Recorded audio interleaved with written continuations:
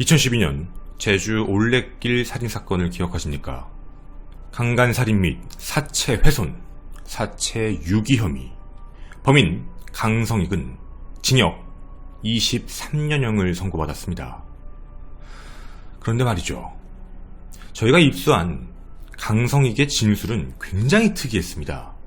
첫째, 진술의 번복이 매우 심했다는 점. 둘째, 억울하다, 전부 피해자가 잘못한 거다 라는 모습을 보이면서도 정말 제가 잘못했어요, 용서해 주세요라는 이중적인 모습을 보입니다.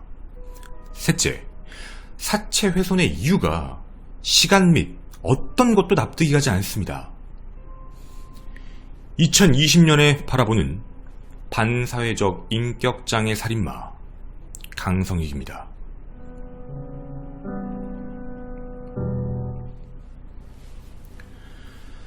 안녕하십니까. 전국 유튜브 독자 여러분, 아프리카TV 시청자 여러분, 김원사건 파일의 김원입니다.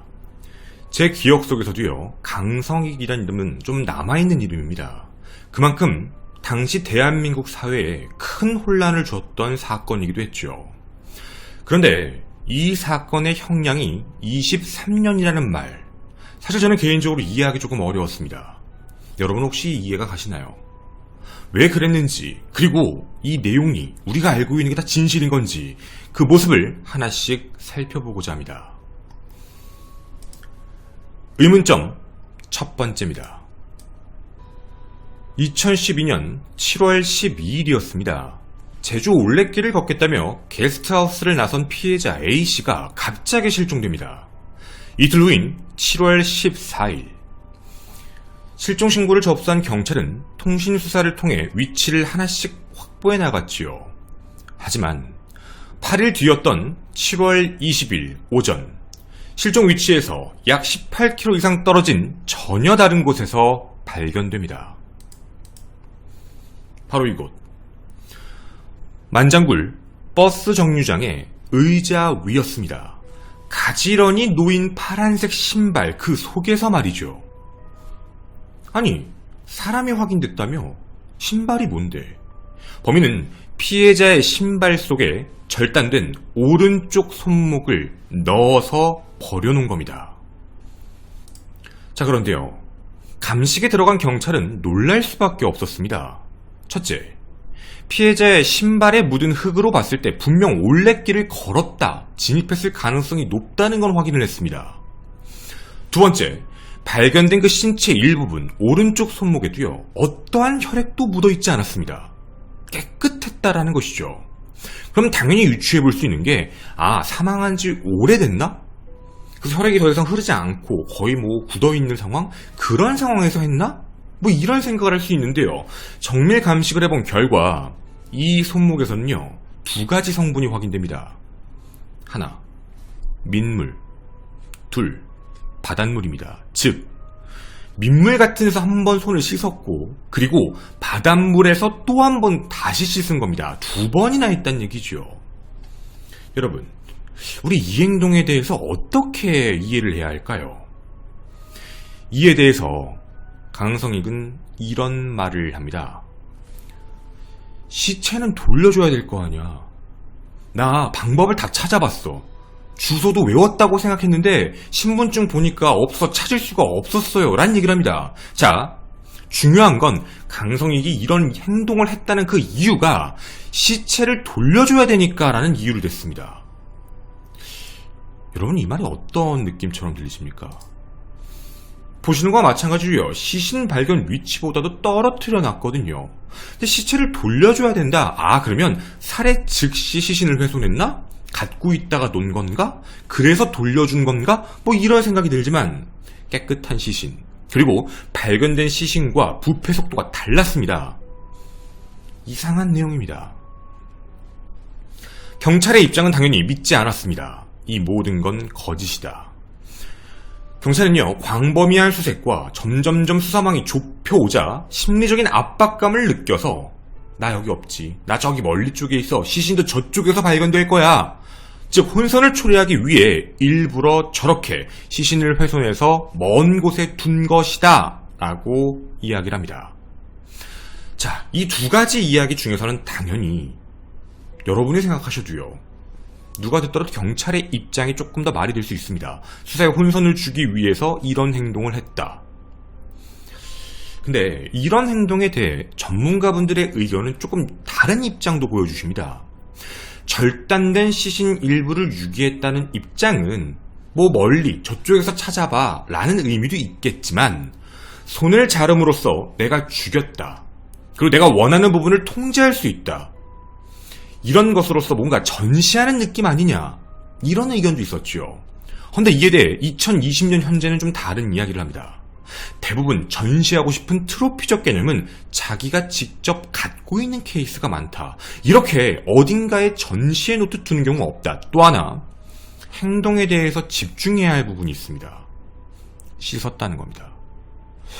자, 오른손을 2번이나 씻었습니다. 손이 발견되면 당연히 지문이 나타나 신원이 확보될 걸 알 수 있습니다.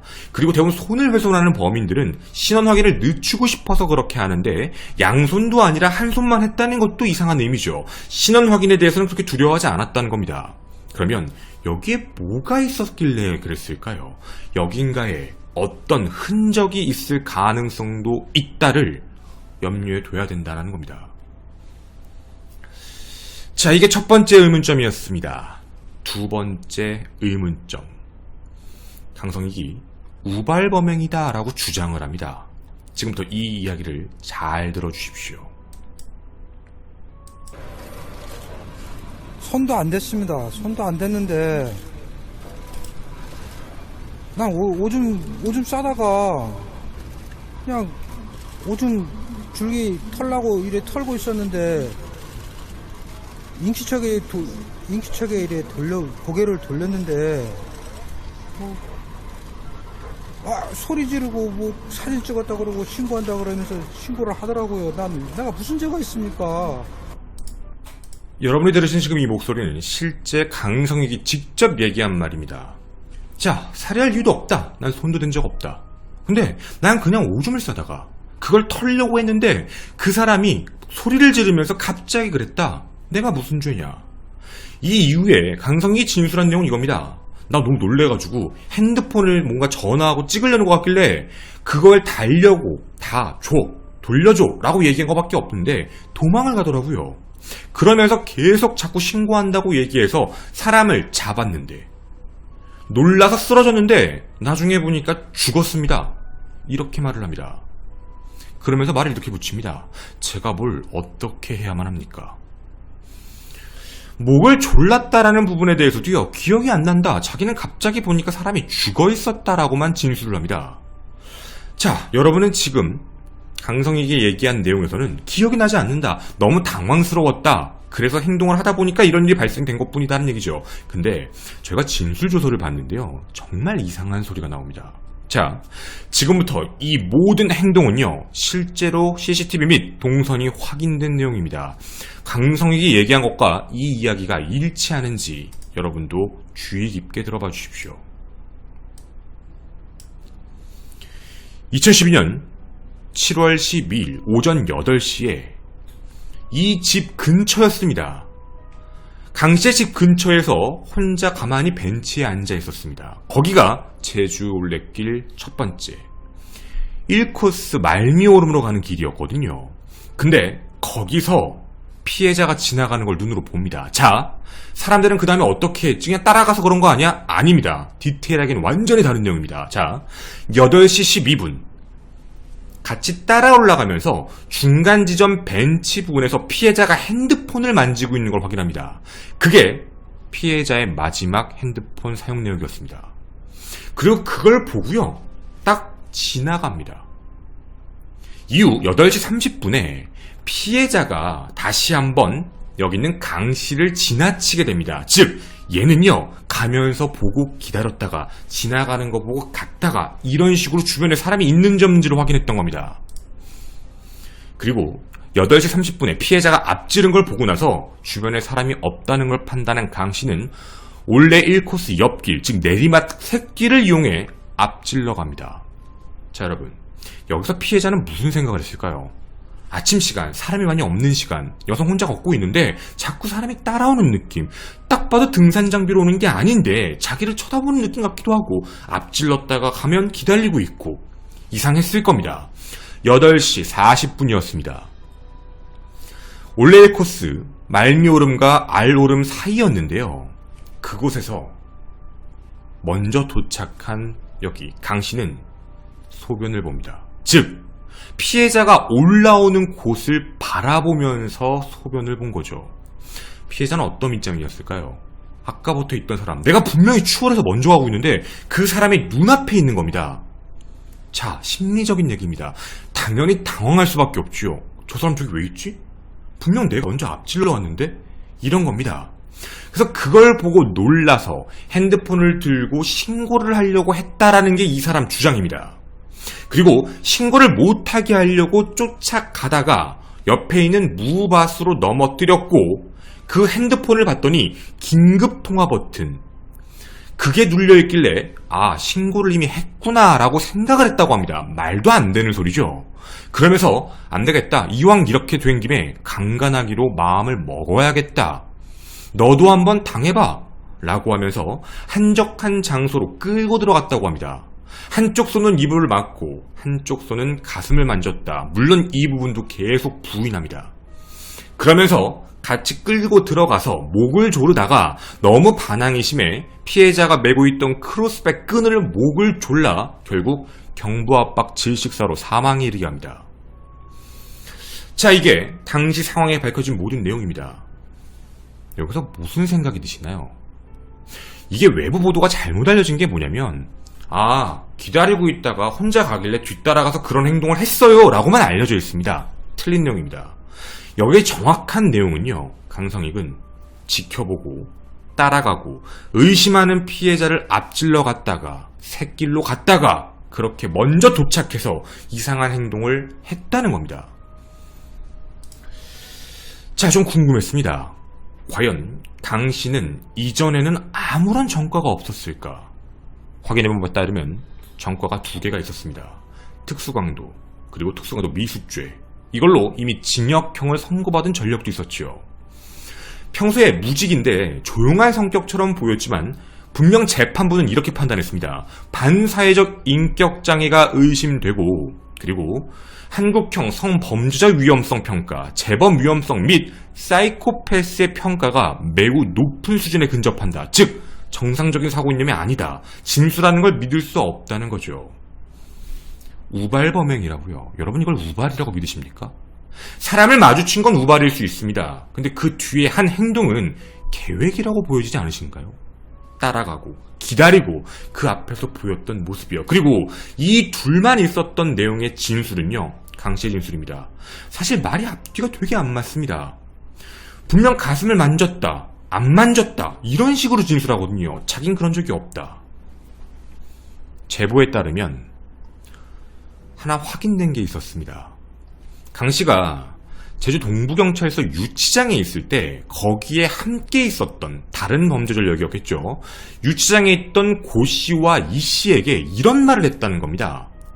나 뭐 때문에 들어왔냐면 이렇게 하다가 이렇게 약간 그런 문제가 생겼고 가슴 만진 얘기에 대해서 얘기해줄게. 그래서 뭐라고 하냐면 원래 다 가슴 사이즈가 다른가 양쪽이? 이런 표현을 했다는 겁니다. 알고 있다는 거죠. 그리고 계획적이었다는 겁니다. 그 누구도 부정할 수 없는 사실입니다.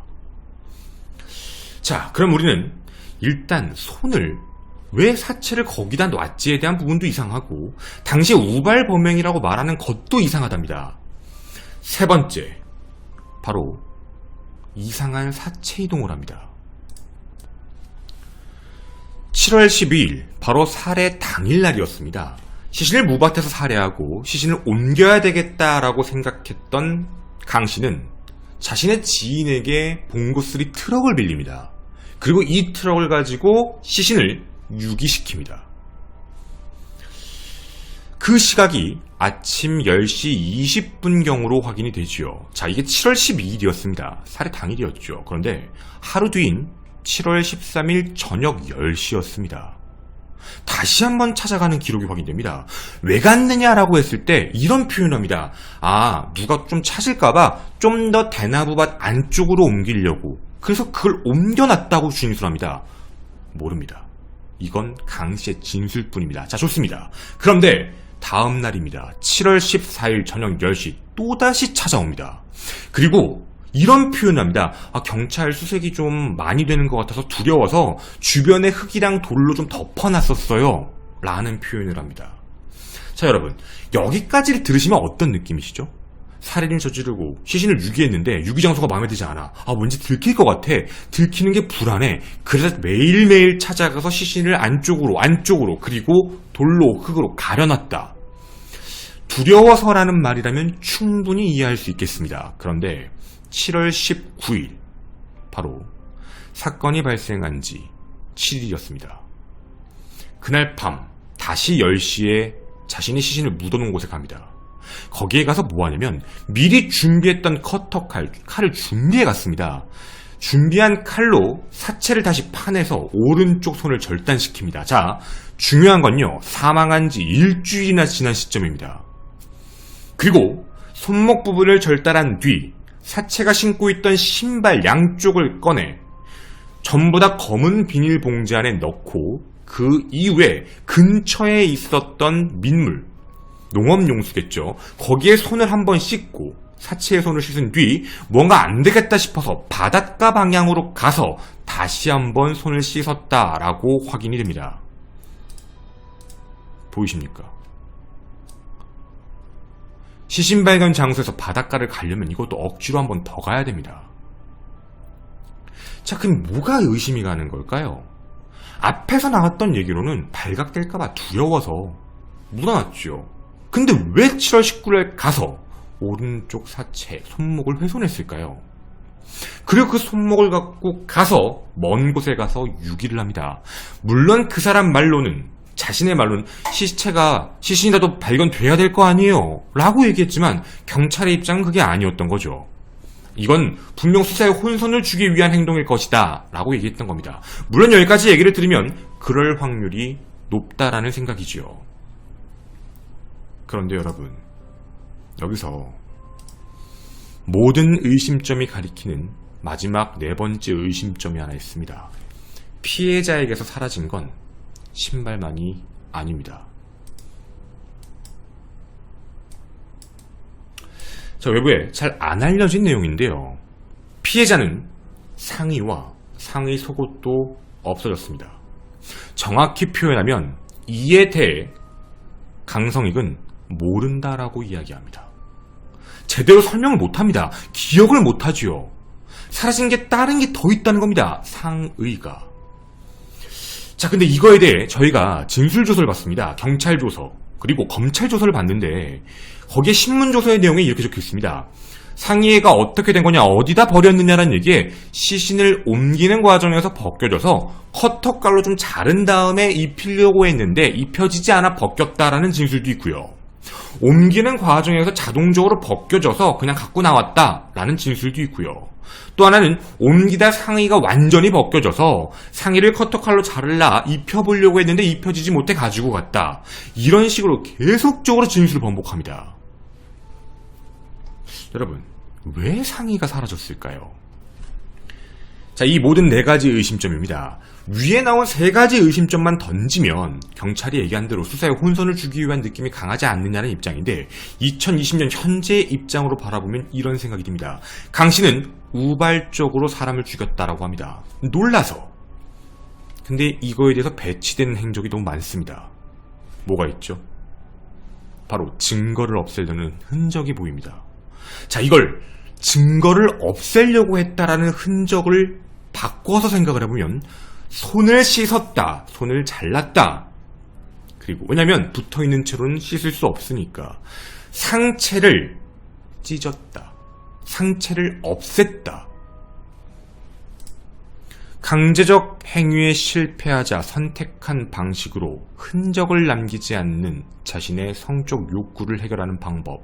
만약 자신의 체액이 묻었을 가능성, 몸에는 난 실제로 그런 성폭행을 하지 않았다, 몸에는 흔적이 안 나오니까. 근데 그게 조금이라도 묻었을 가능성 있는 공간, 만약 네크로필리아라면 이 행동을 설명할 수 있지 않을까요? 그래서 매일 밤마다 그 장소를 들렀던 것도 설명이 되는 게 아닐까요? 그럼 이런 생각이 듭니다. 이게 만약 2020년 현재 바라보는 그 가능성의 이야기가 된다면, 성도착증이었다면 징역 23년의 형량이 맞는 걸까요? 여러분, 그는 지금 현재 2020년을 기준으로 15년 뒤에 출소해 우리와 함께 살아갑니다. 저는 김원 사건 파일의 김원이었습니다. 감사합니다. 네, 저희 뒷이야기 잠깐 가도록 하겠습니다. 이 사건과 관련되어 있어서 이렇게 전달을 해드리는 이유는, 현재 재판 판결문은 대법원까지 갔습니다. 대법원도 23년으로 결정이 났고요. 이 사건은 국민참여재판이 들어갔어요. 9명의 배심원. 그래서 유죄 판결이 다수였고요. 그리고 징역을 몇 년 주는 게 맞느냐에 대해서 당시에 우발범행이 인정이 돼버리니까 우발적인 걸로 해서 징역 23년형이 가장 많은 배심원들이 선택을 했어요. 그러면서 징역 23년형이 나왔는데, 이 부분에 대해서 지금의 입장에서 바라보면, 그때도 정말 사회적으로 파장이 컸지만 그때 당시에 과연 이게 우발이라고 해야 될까라는 생각이에요. 그러니까 사실 우발과 계획에 대한 문제가, 사건을 저지르기 위해 뭔가 과거부터 계획을 해서 그 사람한테 가서 그런 행동을 했다, 이런 걸 계획범죄라고도 할 수 있겠죠. 당연히 계획범죄지만 우발범죄에 대한 범주가 너무 넓은 거 아닌가 하는 생각이었어요. 왜냐면 이거를 전 소시민이죠. 소시민의 입장에서 바라봤을 때 계획이라고 보여지는 느낌이 뭐냐면, 앞에 앉아 있었죠. 자, 이 사람은 평상시에도 아마 이런 생각을 많이 하고 봤을 거예요. 올레길 앞에 살고 있었고 여기에 토박이로 살고 있었기 때문에 언제 시간에 누가 오고 어떤 사람들이 많이 오고 어떨 때 사람이 없는지, 평일 낮에는 사람이 없네, 아침 시간에 사람이 없네, 이런 지리적인 감각이 매우 뛰어났을 거예요. 그러니까 당연히 샛길도 알았을 거고 어디로 가야 되는지도 알고 있었을 거고, 그동안 많이 봤을 거고, 그런 비슷한 행동을 시도했을 가능성도 있어요. 그러니까 이 사건이 진짜 안타까운 게, 조금 더 수사를 해서 공개적으로 알아보던 해서 이때 당시에 강 씨가 평상시에, 그러니까 올레길 1코스 쪽에서 이상한 사람이 쫓아온다, 이상한 행동하는 사람이 있다, 이런 거라도 확인했으면 참 좋았을 것 같은데 왜 그런 게 없었을까에 대한 생각도 있어요. 그리고 이걸 내가 왜 계획범죄라고 믿고 있냐면, 시작됐잖아요. 머리에 계획이. 올라가는 여성. 그러니까 제가 보는 우발범행은, 제 생각, 소시민에 봤을 때 우발범행은 그냥 한 장소에 있다가 그런 생각이 없다가 잠깐의 순간으로 확 했다, 이런 식의 짧은 찰나의 순간을 얘기할 것 같아요. 말다툼하다가 확 이렇게 하는 그런 정도의 걸 얘기를 하는 것 같은데, 이건 분명히 따라갔고요. 그리고 행동 자체가 앞질러갔고, 이게 피해자의 입장을 고려하지 않았다고 느껴지는 게, 피해자분이 일부러 그러신 것 같아요. 그러니까 걷다가 따라오는 것 같은데, 그럼 좀 천천히 가서 잠깐 앉아있다가 휙 하고 지나갔죠.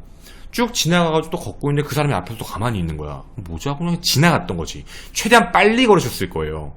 쭉 걷고 있는데 그 사람은 그걸 보고 이쪽으로 넘어가서 최대한 빠른 길로 가서 그 앞에서 사람이 오는 걸 보고 소변 보는 행동을 했다라고 하는 것 같은데요. 저 여기서 한 가지 하고 싶은 얘기가 있어요. 이건 강씨 진술이에요.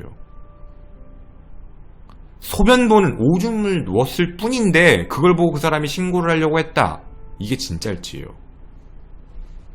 그러니까 이건 정말 강씨의 진술일 뿐이거든요. 강씨가 바로 덮쳤을지, 강씨가 바로 위의 행위를 했을지 아무도 몰라요.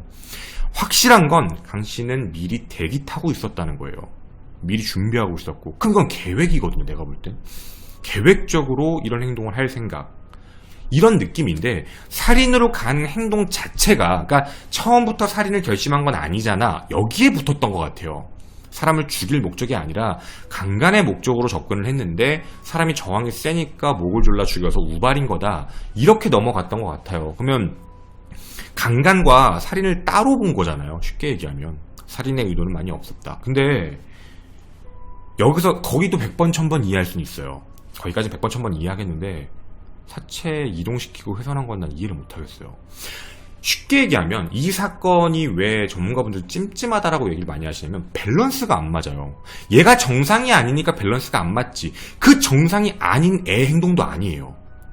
뭐 예를 들면 뭐 반사회적 인격장애를 갖고 있는 애들의 행동도 아니고 소시오패스 행동도 아니고 사이코패스적인 행동이 아니라 무언가는 다른 의도가 꼈을 거다라고 보여지거든요. 그래서 성도착증의 확률이 있던 거 아니냐 이거. 그래서 사체를 이동했다는 게 진짜일까? 두려워서 묻었다는 게 맞을까? 그럼 가서 왜 굳이 오른손을 훼손시키지? 아, 그게 경찰 쪽에서 얘기한 대로 그렇게. 그럼 왜 겉옷을 거기 둬도 되잖아요. 이 사람은 원래 거기다 두고 아니면 그 사람 말한 대로 찾아야 되잖아요. 이런 식이었다면 뭐 같이 벗겨진 거라면 그걸 해가지고 신발하고 같이 놔도 되는데 이걸 왜 행동을 신발을 다시 벗겨서 신발 안에 넣고 거기다 올려놨을까? 그냥 옷에다 해도 되는데 이왕 벗겨진 옷이니까.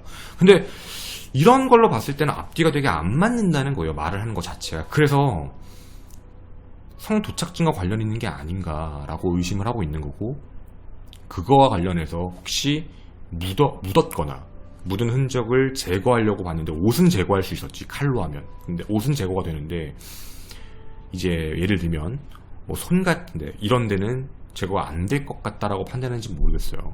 그래서 그걸 제거해야겠다고 마음먹. 왜 정말 이해가 안 가는 거냐면 말한 대로 뭐 찾아줘야 돼, 뭘 해야 돼, 뭐 얘는 씻을 이유가 없었다니까. 왜 씻어요? 피가 너무 많이 나와서 일주일이 지난 상황이었잖아요. 시신이 이미 시신이 밖에 있었고 외부에 노출되어 있는 상태라 부패가 발견됐을 때 부패가 많이 됐다고 했거든요. 부패가 진행되고 있는 시신인데 굳이 오른손을 그렇게 해야 할 필요가 없었어요. 그걸 씻을 필요도 없었어요. 범인의 입장에선. 만약에 뭐 다른 쪽으로 끌고 싶다, 방향성을 틀고 싶다, 그럼 차라리 흙을 묻혀놓는 게 좋아요. 왜 그러지? 거기가 다 흙이니까. 맞잖아요. 예를 들어서 뭔가 혼선을 주고 싶다라고 생각하고 목적이면 여기 다 산이잖아. 그러면 저기다 흙이 묻어있는 채로 두는 게 나아요. 냅두면 그걸로 알아서 되니까. 그럼 뭐 그걸로 처리할 수 있을 거니까. 근데 저 부분을 왜 2번이나 씻었지? 2번이나? 자기가 잡기가 그래서? 비닐봉지에 넘었다며.